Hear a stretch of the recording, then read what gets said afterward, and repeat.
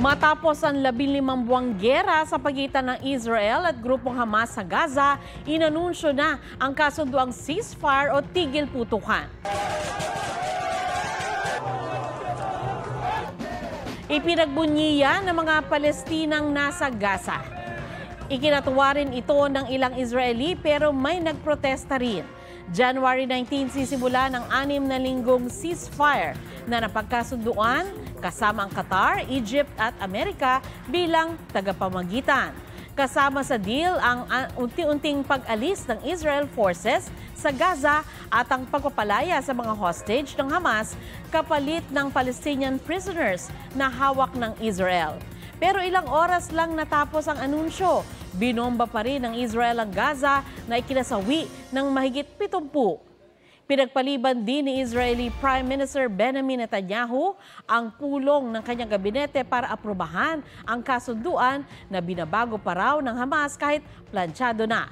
Sabi naman ng Hamas, committed sila sa ceasefire agreement.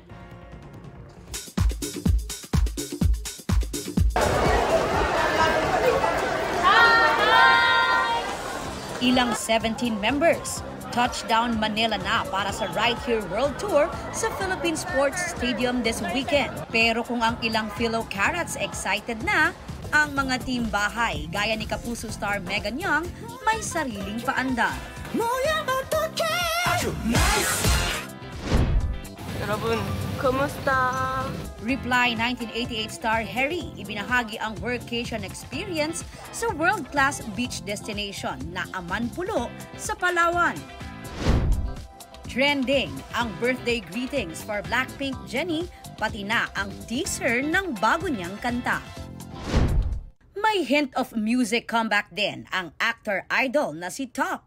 Sinabi niya yan sa isang interview para sa comeback series kung saan nagsorry rin siya na nasaktan niya ang image ng Big Bang. Ayon kay Top, guilty siya sa maraming issues in the past at nahihiya na siyang manatili sa Big Bang kaya kusa siyang humiwalay. Pero kahit wala na raw silang komunikasyon, all out pa rin daw ang support niya sa mga dating kagrupo. Widow's War star Carla Abellana, nilinaw ang karanasan sa perimenopause. May mga symptoms po kayo na similar or kapareho ng menopause. But of course, I'm still childbearing. Hindi pa naman po ako menopause. Okay. Aubrey Carampel, nagbabalita para sa GMA Integrated News.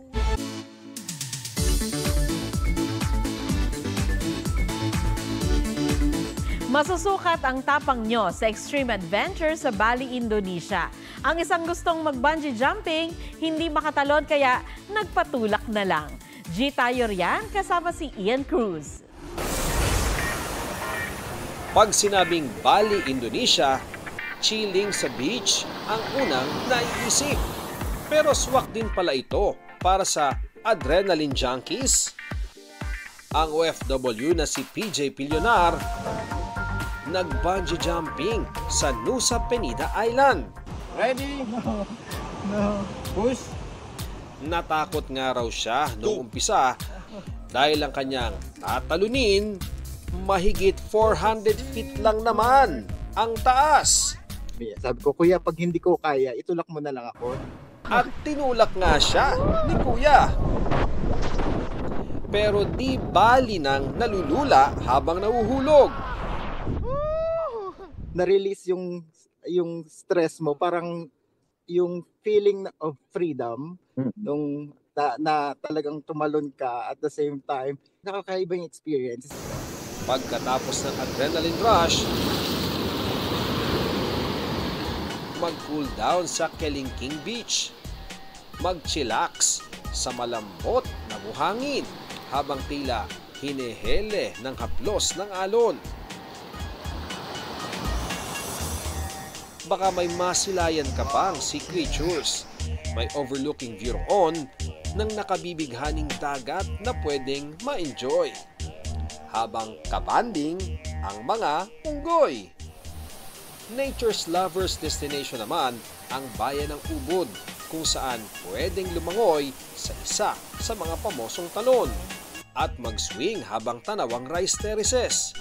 May community farm din kung saan pwedeng matikman ang iba't ibang klase ng kape at tsaa, kabilang ang luwak coffee na galing sa beans na partially digested at idinumi ng civet cat. Sinasabi nila na one of the best coffee yun in the world. Parang mga 16 varieties of coffee and teas yung pinatikim sa akin. Ian Cruz nagbabalita para sa GMA Integrated News. Huwag magpahuli sa mga balitang dapat niyong malaman. Mag-subscribe na sa GMA Integrated News sa YouTube.